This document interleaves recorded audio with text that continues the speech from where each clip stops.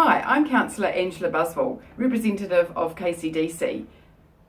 I was elected back in October 2016, and since then it has been a huge, very steep learning curve. Coming from a background of being self-employed for nearly 20 years, having my own businesses in a footwear factory and then gone into retail. Going into local government has been really different. You have no control over really what happens. You're one vote around the table of 11 elected members, which creates really great debate and certainly interesting outcomes. Great to have that representation for our community on the Kapiti coast. Some of the biggest challenges have been understanding the whole process. As I said, with your own business, you can quickly change tact, and we would often do that within the footwear industry. Seasonally, you have to change tact quite quickly. Whereas with local government, it's a little bit trickier. And some things can't change tack that easily. They have to be fed into a process. They either have to be fed into a long-term plan or a annual plan, and sometimes the timing of policy changes and things like that can be all quite different. So slowly and steadily I'm learning and understanding all these ropes just a little bit more. What I really love about being on council is the groups that we are elected to participate in. I'm a strong advocate of the local economy and the economic development leadership group I'm part of, which steers and guides the council through their economic development strategies that were put in place back in 2015. I'm also part of the Kapiti Chamber of Commerce Advocacy Committee, so I'm on board there with a great passionate group of people that are looking out all the time for Kapiti businesses, how they can improve them and how we can advocate at a local government level and also central government level.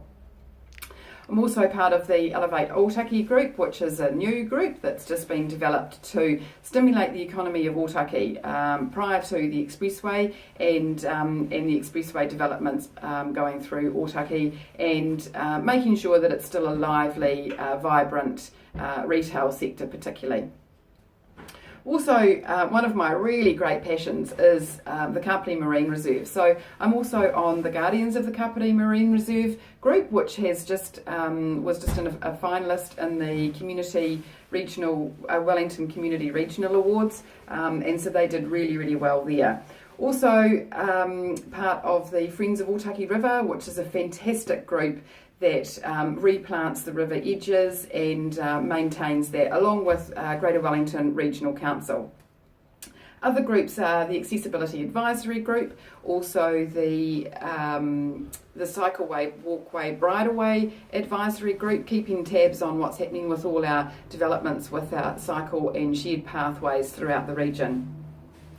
I'm also part of the Digital Leadership Group, which is a fantastic group advocating for young people to get into the digital and technology arenas. We put together a digital challenge every year or every 2 years. Also, we were part of the expo, the Tech Expo, that has been looked at worldwide actually. Just recently, the New York Times got onto that and is following the story of the Digital Forum, which is exciting. I'm also part of the business Kapiti Horowhenua that run and look after the Electra Business Awards, which is always fascinating, seeing all these amazing businesses that we've got growing in the Kapiti and Horowhenua region. So between looking after all that, being on council, running my business, which is Super Minx, shoes and other lovely things, with 2 retail stores, one in Levin and one in Greytown, and also trying to fit in some family time in there. I'm a pretty busy lady, and you know that wouldn't be as easy it is without all the networking that I do and all the support that I have out there from the community and from my loved ones and all my friends and family. So I hope I've inspired you. I hope that you get out there and do some really exciting things. It's great being on the Kapiti coast, and we're so lucky to have such a vibrant community that we can all contribute to.